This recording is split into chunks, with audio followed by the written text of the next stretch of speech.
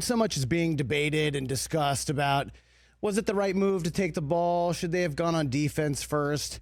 I guess when you look at it, it's fine to take the ball first, but you absolutely have to score a touchdown. Why do you think they kicked the field goal knowing that, look, hey, now you're giving Mahomes a chance to know what he has to do, and he gets the full 4 downs each possession to do it? Like, why didn't they just go for it, you think? Well, let's start with the first part of that, Chris, like what you said, where you said, like, taking the ball. I totally get Kyle Shanahan's logic, right? Yeah, like in the thought that if we match each other, that we get the first crack in sudden death. Right. Like that does make sense to me that you would think that way.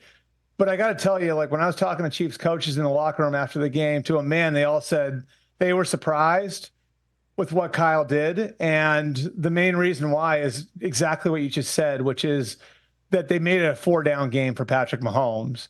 And so, you know, essentially when the Chiefs got the ball back, if the Niners scored, they were giving Patrick Mahomes 4 downs to churn out first downs. And they thought that was really the fatal flaw in Kyle Shanahan's strategy. And sure enough, you get in that 4th and 1, right? Like the Chiefs might punt that. Like, because if the Chiefs are sitting there at the 30 or wherever it was, 30, 35, right? If they don't pick up that 4th down, the game's over, right? In this case, it wasn't even a decision. You had to go for it, obviously, you know? So I think that was sort of the biggest flaw in the logic. What was the second part of your question there, Chris? Oh, I was just saying, like, should they have kicked it at all? Yeah, should they have kicked it at all, or should they just have went for it? Because even if they don't get it, the Chiefs now have the ball inside the 10, maybe the 7 or 8 yard line, and then they have to go about 60 yards to get in. I mean, Bucker was making everything, so maybe 50 yards, but still. Yeah. I don't have it offhand in front of me. Where were they? They were at the 6, I think, right? Is that right? I'll look. Just keep going. I think they were at the 6 or the 7. I would just say, like, I think 4th and goal from like the 6 is much more difficult than 4th and 6 from the 26, say, right? Yeah. And I just think in that spot, with the way that the Chiefs defense had played and the way that the Chiefs defense plays in those sorts of situations, it was how good Steve Spagnuolo is situationally. 4th from the 9, Albert. 4th and 4. They were from the 9, from the 9, yeah. That's really tough, Chris. But they only need to get 4 yards. Huh? It was 4th and 4. Oh, was it 4th and? It was 4th and 4 from the 9. It wasn't 4th and goal. God, it was 4th way and off 4. there. Yeah, 4th and 4. Yeah. It's still a condensed area. But yeah, I mean, I could see that. I guess then you're playing the percentages, right? Like, would I rather gamble that my defense can stop them from going 75 yards? Right. Right. Or you run the ball, or you run the ball on 3rd and 4 yards in one play. You run the ball on 3rd and 4. McCaffrey was great on that opening drive in overtime. Right. And then maybe it's 4th and 1, it's 4th and 2. And you play it like a 4-down situation. Right, yeah, exactly. I got you. Yeah. That makes sense to me. Yeah. And I do think, like, there were definitely places in that game, Chris, where Kyle Shanahan could have leaned more into the run game. I mean, it looked like they'd run the ball well. And I know this, like, I just talking to Steve Spagnuolo after the game. One thing that they did, if you watch, and this is sort of an inside football thing, but early in the game, they were matching personnel. So when the Niners went base, the Chiefs went base. When the Niners went into 3 wide, 4 wide, the Chiefs went into nickel and dime. Mm-hmm.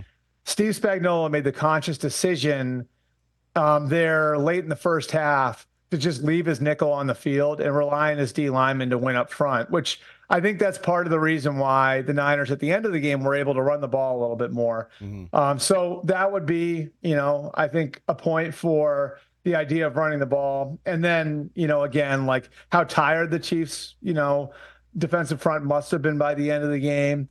And Spags even said to me that they were a little worn down. And then, you add how well McCaffrey ran it on that last possession. I think you certainly say the right thing to do would have been to play that like a 4-down situation. Yeah, especially when Kyle decided midway through or early third quarter to go for it on 4th and 3 at the Chiefs 15. Right.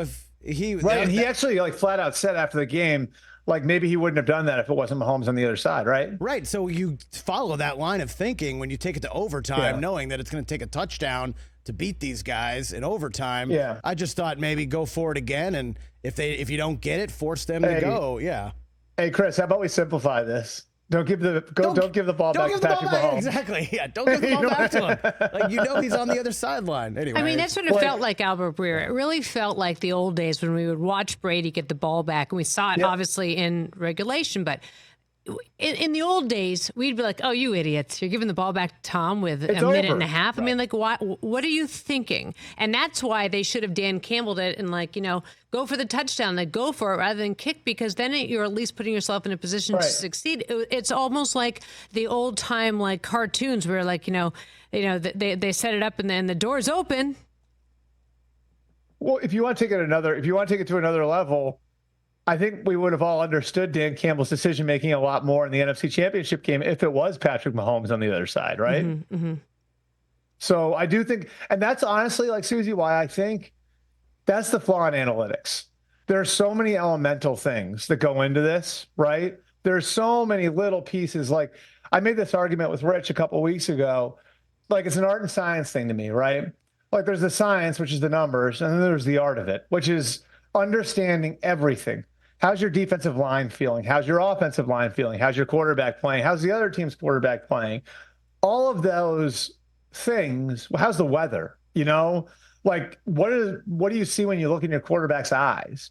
Like, all of those little things go into these decisions. And I certainly think, like, you, given the situation, given the history, given who Patrick Mahomes is and has been, like, he's Brady in that way. Like, when everything's going like this, like everything's shaky and moving up and down, he's like that, right? That's the guy you don't give the ball back to. Catch the Rich Eisen Show every single day on the Roku channel, 12 to 3 Eastern, for free.